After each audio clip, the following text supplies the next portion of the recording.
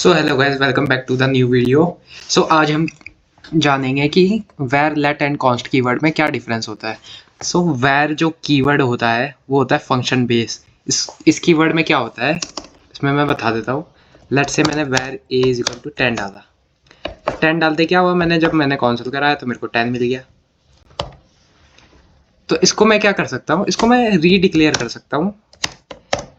Late से मैंने पहले बोला 10 है, उसके बाद मैंने 100 बोल दिया, फिर मैंने कॉन्सोल कराया, फिर मैंने ए को कॉन्सोल कराया, फिर वो 100 हो गया।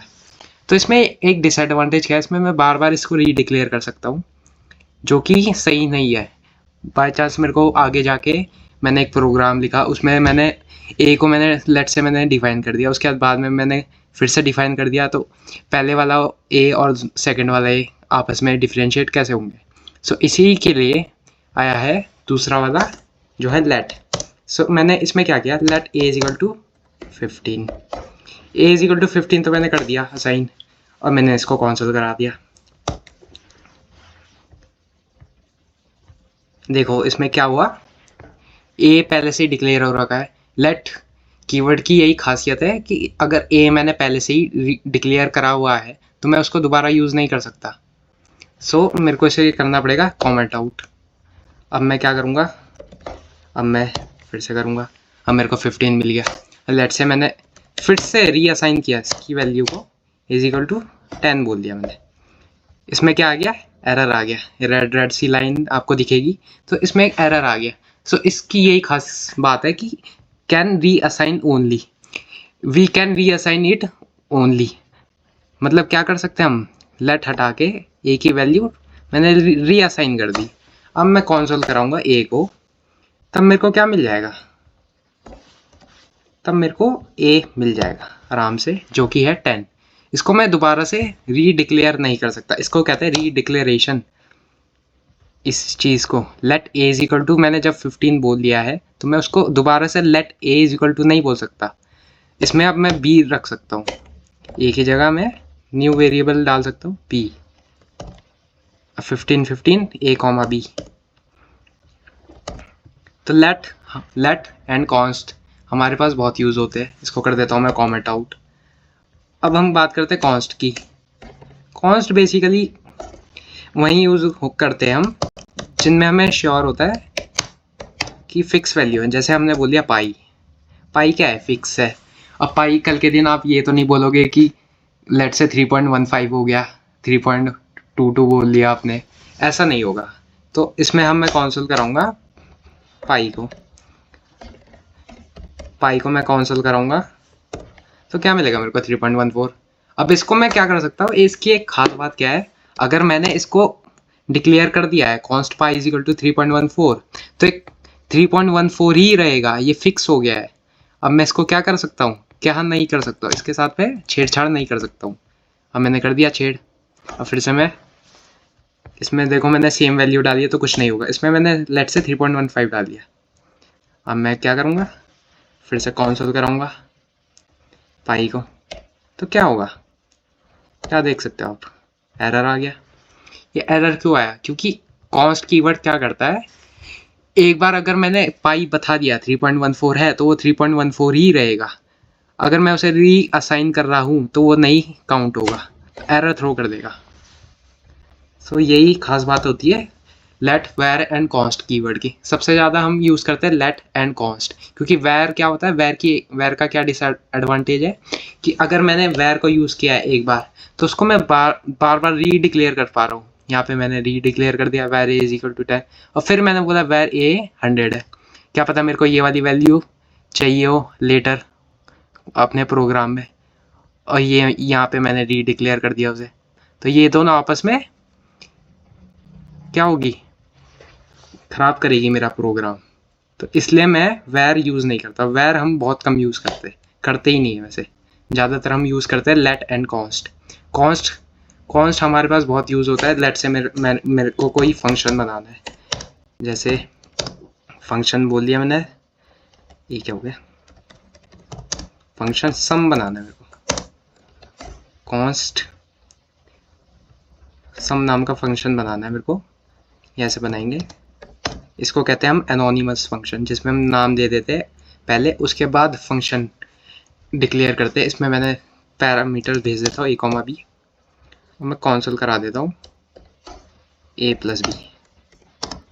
अब इस फंक्शन की खास बात क्या है, ये एक ही बार बन सकता है। अगर मैं दोबारा से कॉन्स्ट सम नाम का फंक्शन बनाऊंगा तो वो नहीं बनेगा। अब मैं क्या कर सकता हूँ, इसमें सम में 100, 500 ये भेज देता हूँ। अब क्या होगा, सम आ जाएगा इनका 600। तो ये खास बात होती है इनकी लेट वेर एंड कॉन्स्ट की। एक और क्वेश्चन है, लेट से अगर मैंने var a is equal to 10 बोल दिया है, ठीक है। अब मैं इसको कॉन्सोल करा रहा हूँ, तो कॉन्सोल में क्या आएगा, पहले मैं इसको क्लियर कर देता हूँ, 10 आएगा।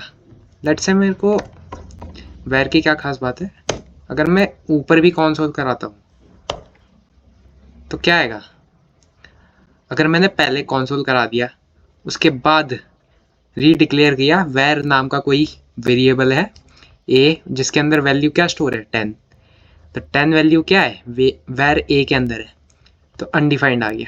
ये अनडिफाइंड क्यों आया, क्योंकि मैंने पहले कॉन्सोल करा दिया। क्योंकि जावास्क्रिप्ट की क्या खास बात है, वो है एक इंटरप्रेटेड प्रोग्रामिंग लैंग्वेज।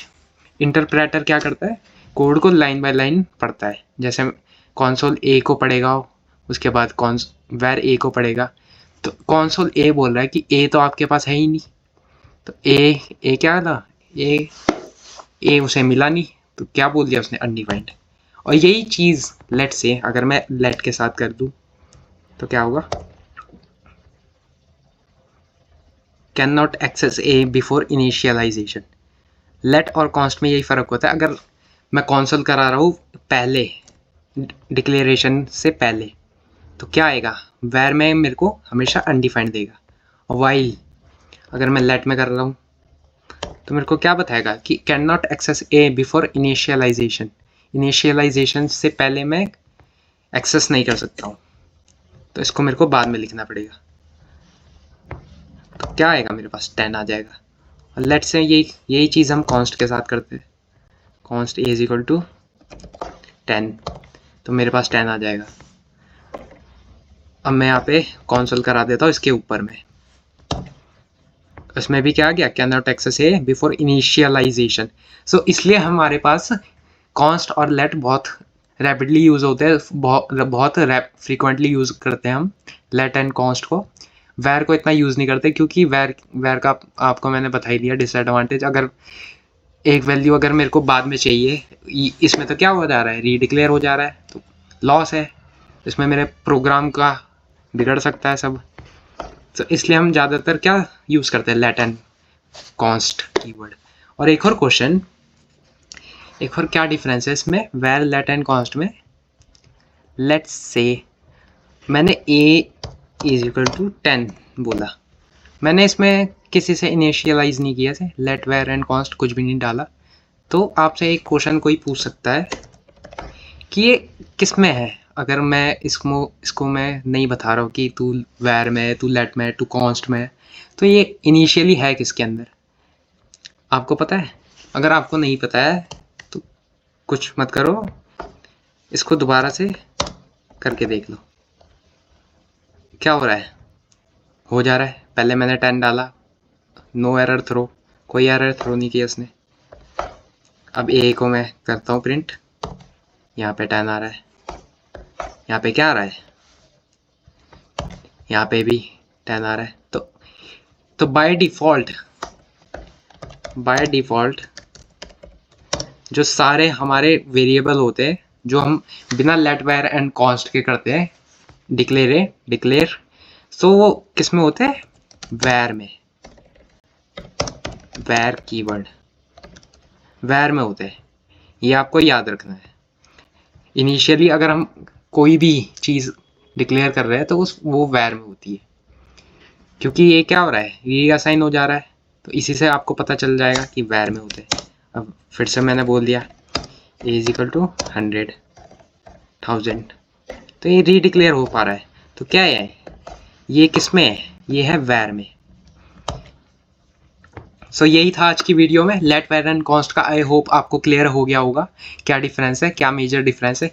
और फ्रीक्वेंटली हम ज़्यादातर लेट एंड कॉन्स्ट कीवर्ड बहुत यूज़ करते हैं where हम इतना यूज़ नहीं करते, आपको पता है, क्योंकि where is not frequently used because of many reasons, as I have told you one reason as well, because we can reassign it multiple times in a scope.